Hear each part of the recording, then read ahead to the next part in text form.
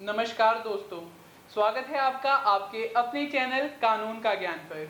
आज का जो हमारा विषय है वो है e verification of ITR, income tax return की ई वेरिफिकेशन का क्यों की जाती है, क्या उसका मकसद है और क्या कोरोना की महामारी के चलते कोई उसमें भी कोई रिलैक्सेशन या ड्यू डेट एक्सटेंड की गई है।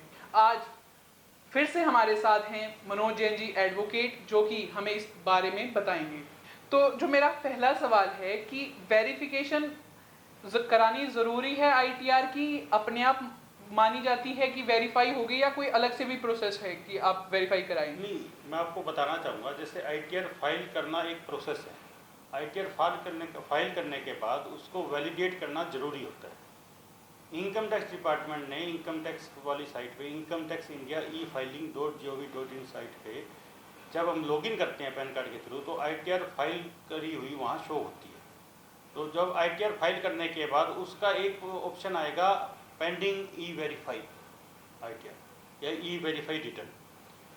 ई वेरिफिकेशन का मतलब है, अगर पहले क्या होता था, कुछ साल पहले तक हम जैसे ई फाइलिंग करते थे, आईटीआर की ई फाइलिंग करते थे, तो वो हमें साइन करके, वो सीपीसी बेंगलोर एक हमारा हेल्पडेस्क की तरह है, प्रोसेसिंग सेंटर है, वहाँ हमें वो आईटीआर सेंड करनी होती थी बाय स्पीड पोस्ट और सिंपल पोस्ट। लेकिन इनकम टैक्स डिपार्टमेंट ने थोड़ा सा आगे बढ़ते हुए इसकी एक प्रोसेस और बना दी कि आप पैन आधार लिंकिंग करके उसको आधार ओटीपी के माध्यम से भी वेरीफाई कर सकते हैं।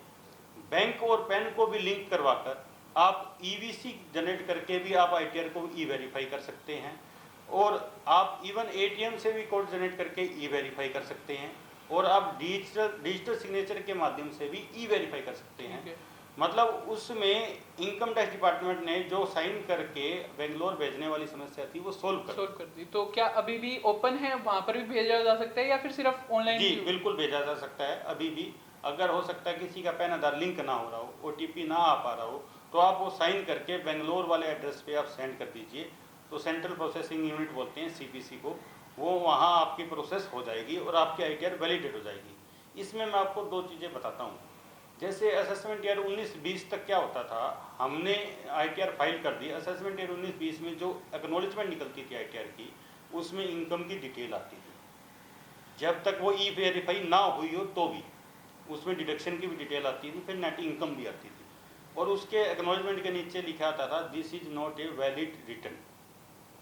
लेकिन अब जो असेसमेंट ईयर 20-21 की आईटीआर जैसे हम फाइल करने लगे हैं, उसमें इनकम की डिटेल भी आनी बंद हो गई है, क्योंकि जब तक वो ई वेरीफाई नहीं होगी उसमें इनकम की डिटेल नहीं आएगी। तो पहले ई वेरीफाई होना ज़रूरी है, फिर इनकम की डिटेल्स जो हैं वो आएंगी। जी, और ई वेरीफाई करने का जो प्रोसेस है इनकम टैक्स डिपार्टमेंट के द्वारा जो शुरू किया गया है, उसमें 120 दिन का टाइमिंग दी गई है, 120 days from the filing of return. तो मान लीजिए हम आज 3 अगस्त को फाइल कर रहे हैं, हाँ तो हमारे पास 120 दिन है उससे आगे के। जी बिल्कुल, 120 दिन के अंदर अंदर आपको वो ई वेरीफाई करनी होगी, बेंगलोर भेजनी होगी, आधार ओटीपी से कीजिए, ईवीसी जनरेट किसी भी एक मेथड से हमें नेट बैंकिंग के थ्रू भी आप कर सकते हैं। नेट बैंकिंग से अगर आपका पैन लिंक है तो आप नेट बैंकिंग के थ्रू लॉगिन करके वो भी कर सकते हैं आप। मतलब इसमें इनकम टैक्स डिपार्टमेंट ने वेरियस ऑप्शन दिए हैं, लेकिन e verification is mandatory now. Okay, तो कोरोना के कर चलते कोई रिलैक्सेशन दी गई हो वेरिफिकेशन में? हाँ, ये एक मैं मानता हूँ, इनकम टैक्स डिपार्टमेंट ने अभी सर्कुलर नंबर 13/2020 जारी किया है, उसमें मतलब जो उन्होंने रिलैक्सेशन दी है आज तक पिछले 5 सालों की, आप अगर आपकी कोई भी आईटीआर की प्रोसेसिंग पेंडिंग है, ई वेरीफाई ना हुई हो, उसमें एक रिलैक्सेशन उन्होंने दिया। असेसमेंट ईयर 2015-16, 2016-17, 2017-18, 2018-19 और 2019-20, 5 साल के कंप्लीट आप आईटीआर कोई भी आपकी किसी भी तरह से ई वेरीफाई ना हुई हो, वैलिडेट ना हुई हो, तो आप उसको ईवीसी के थ्रू, ओटीपी के थ्रू, आधार ओटीपी के थ्रू या सीपीसी बेंगलोर को सेंड करके हार्ड कॉपी, साइन कॉपी आप उसको वैलिडेट करवा सकते हो।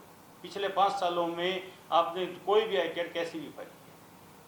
तो आज जो हमने महत्वपूर्ण विषय के बारे में जाना, e verification of ITR, income tax return की जो वेरिफिकेशन है उसके इलेक्ट्रॉनिक मेथड को भी जाना, पुराने मेथड के बारे में भी जाना कि सीपीसी को कैसे भेजी जा रही थी सारी इनकम टैक्स की साइंड हार्ड कॉपी रिटर्न्स, उसके अलावा कोरोना के चलते क्या रिलैक्सेशन दी गई हैं। तो वीडियो को आगे शेयर करें, लाइक करें और कमेंट में ज़रूर बताएं कि आप अगला टॉपिक क्या चाहते हैं। धन्यवाद।